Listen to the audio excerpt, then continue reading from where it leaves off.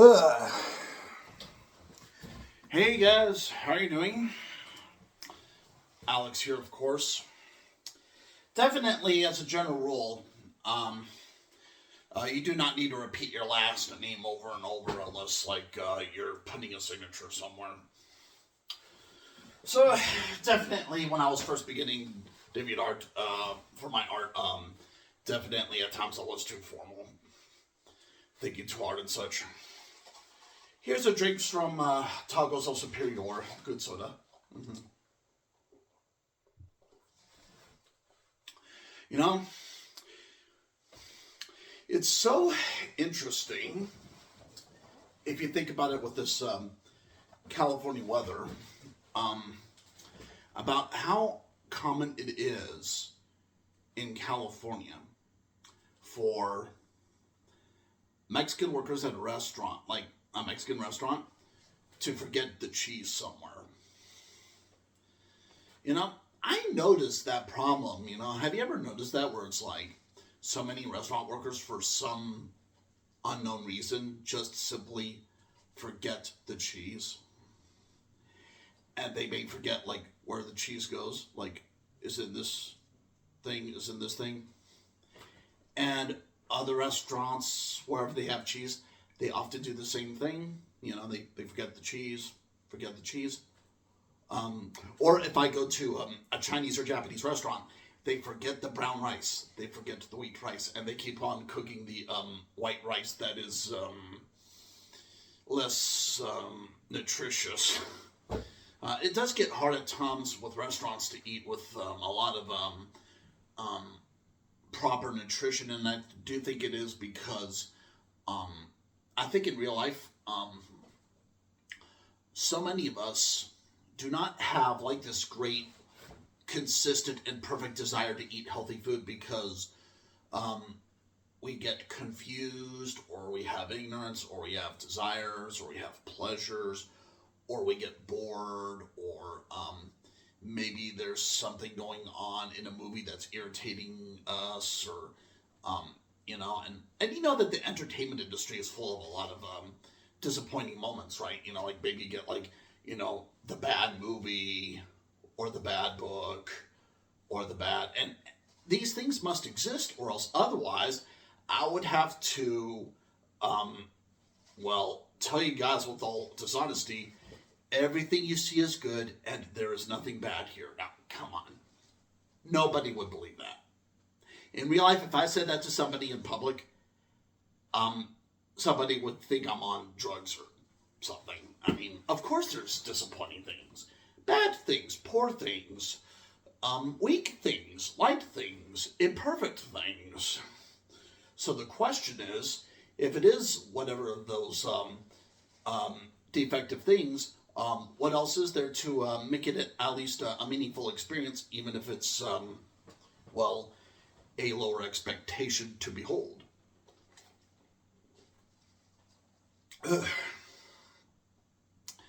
Definitely, social media has impacted a lot of social behavior in the workforce in America. More and more workers in stores are losing their ability to show their personality, to show who they are. And I think it's because often there's something secret inside of them that they do not want to tell others, and they're trying to hide it like impersonal robots. And eventually, it gets to the point that customers get irritated because then they're wondering, like, well, then, uh, what business is looking after them? What business is making friends and buddies with customers, at least in greeting? Because there's got to be some kind of friendliness in our community, as you know. Now, I don't want a cashier to kiss me on the cheek and say, "That's a good boy. That's a good boy." No, that'd be like the worst cashier ever. That'd be funny though. They should put that in a cartoon somewhere. That'd be funny. But there should be friendliness, as in like we are workers at this business and we're happier here, and it's nice and everything, and all that. And unfortunately, I think so many people have lost their mojo Um, I mean, just so you know, mojo is not a sexual thing, really. Mojo is just basically your heart and soul into an important activity that you like or at least should be doing. And there has been uh, this epidemic of ever increasing numbers of missing mojos. As in like missing hearts, missing loves, missing romances, missing kindnesses, missing charms, missing happiness. It's like as if some people in America are reading too many literary criticism by professional critics, and they are wrongly believing that just because some disgruntled critics saw a terrible movie at the movie theater, that these Americans must then go into society and assume that everything else around them is terrible. But hey, come on, guys, that's not fair to the critics. I mean, that critics need to watch some bad movies so that way they know with a better experience what good movies should be. Or else otherwise, if we only entered good things into our lives, then we would form a prejudice that says everything around us is good as long as we notice them, rather than the good things that we are ignorant of. And that's a dangerous attitude. My phone is sideways. Believe it or not, my phone is actually resting on my glass mug here on my TV dinner table. And this is my Atari 5200 console setup. I've been playing Frogger lately, and hey, playing with the keypad is very, very cool. In fact, it's way more accurate than any Frogger game I have ever experienced on a PC computer.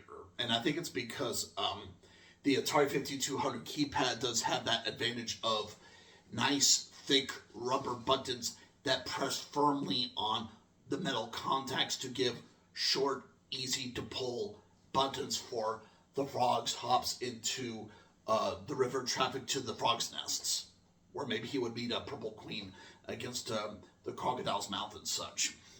And that's retro manners, as in 1980s video games. There are still some people who play arcade video games. I was in Toppers near Oxnard in Ventura County, and I was playing Galaga in the arcade, and a father came in with his son, and they were playing Miss Pac-Man. So, there are people who play arcade games, but definitely the more obscure or rare the arcade game is, the more unsure people get because people feel nervous about discovering the unknown.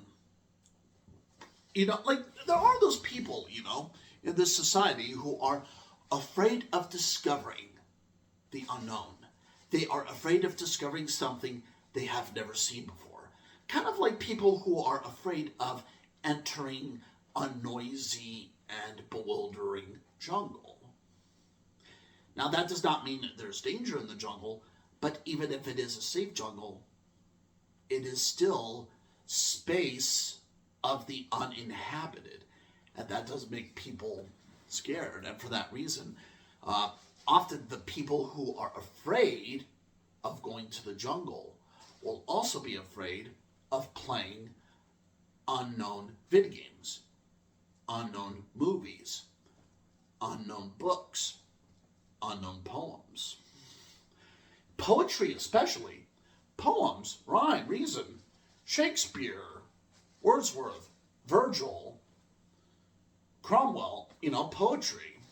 Often people avoid poetry because in poetry, every reader pretty much is supposed to read the poetry in a very effective way, usually with a loud and romantic and dramatic voice. And a lot of people just do not want to confess what kind of love they have for the world around them because they know that their hearts are full of seeds that haven't grown yet. And they are waiting for a tree to sprout later in their lives. And until that happens, they may not be able to read poetry yet. you know, it's kind of like how sometimes there's that guy who cannot marry a woman right away because he may not yet have a lot of friends and discover actually first who women are, very much first in the first place. Um, and definitely, with me, I've had mixed results when it comes to relationships. Um, I would say it's like um, um, um, it's relatively easy to make friends with women. It's relatively easy to make friends with men, but keeping contact or keeping residence or keeping location or keeping a map or keeping focus or keeping narrow concentration are a lot harder, even if they may be required for a greater quality friendship. I would say commonplace friends are more like the kinds of friends where it's like you just experience their charm and harmony for a while and then they move on. You know, I run into that all the time when I'm on the road, and maybe when I once in a while smoke a cig with some stranger by a street bus somewhere. But but definitely, if there's definitely any hope for marriage in this world, you got to find someone who is dedicated with a lot of experience. And well, until that happens, um, the heart is small rather than big, and people have to find a way to grow their hearts bigger and not just leave them the same size.